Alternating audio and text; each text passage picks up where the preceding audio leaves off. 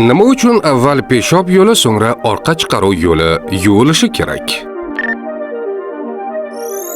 Gigiyena nuqtai nazaridan peshob yo'lini oldin yuvish mikroorganizmlar va bakteriyalar tarqalish xavfini kamaytiradi. Agar avval orqa chiqaruv yo'lini yuvib, keyin peshob yo'lini yuvilsa, najosdagi bakteriyalar qo'llar va boshqa tananing qismlari orqali peshob yo'liga o'tib, infeksiya xavfini oshirishi mumkin.